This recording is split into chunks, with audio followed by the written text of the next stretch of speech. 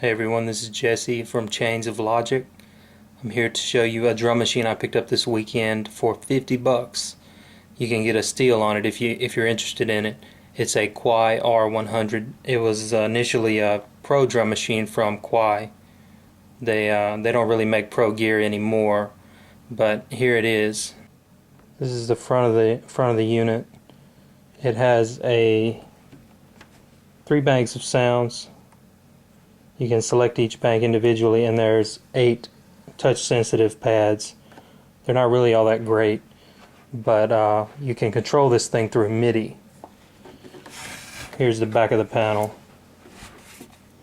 This is one great thing about Kawai, and this drum machine in particular. They put a ton of inputs and outputs on the thing because they expect it to be a professional spec drum machine for the time it was. You got MIDI in, out, and through, and also DIN sync, which is something that a lot of old gear uses. So this can be a gateway to synchronize some old gear. Headphones, left and right analog out, 8 individual assignable outputs, tape in and out, pedal, trigger, metronome out, tons of ins and outs. Also has no wall wart. The power is just through a regular cable. The power transformer is built inside the unit. So we will head into Cubase and I'll hook it up and you can see how it sounds. Okay, now we're in Cubase. I've got the drum machine hooked up through MIDI, and I've got the analog main outputs running into my input, onto my mixer. So I've made a couple of patterns here in Cubase's Beat Designer just to give you a feel for the different sounds of it. The first one is sort of a standard 4 on the floor drum pattern. It's got a little bit of swing to it. This is using the regular dry sounds in the drum machine. The dry kick, the dry snare, nothing really special. There's only one hi-hat and open and closed hi-hat pair to use.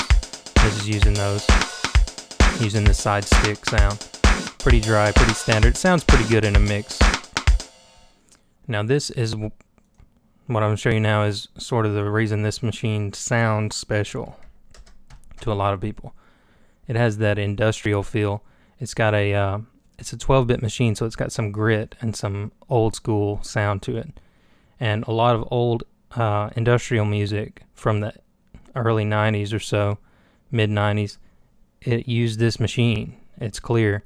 When you hear the sounds, you'll recognize the sounds. Some of the KMFDM, Ministry, Skinny Puppy, those kind of bands.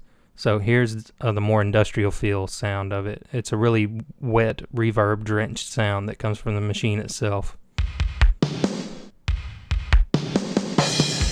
This is all dry going into Cubase. So you can hear it's got some really heavy reverb on the tail of the snare and the kick. And that's that same sound from like those wax tracks, wax records from the mid-90s industrial stuff. Let me expand the pattern out here. Put some hats in. It's got an interesting character to it all of its own. It's just a drum playback machine basically. There's something about individually tunable drums, so you can have a drum kick that is lower in pitch and then raise the pitch and change it. So it has a little bit of musicality to it, but it's really just basically a sampler with the drum samples fixed into it that you can't modify. But it has a really good gritty character to it, and you can pick them up really cheap right now.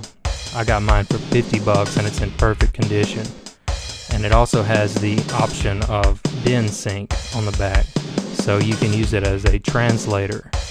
So you can run MIDI in and then synchronize any really old DIN synchronized equipment you have through the DIN sync. So check it out if you're interested.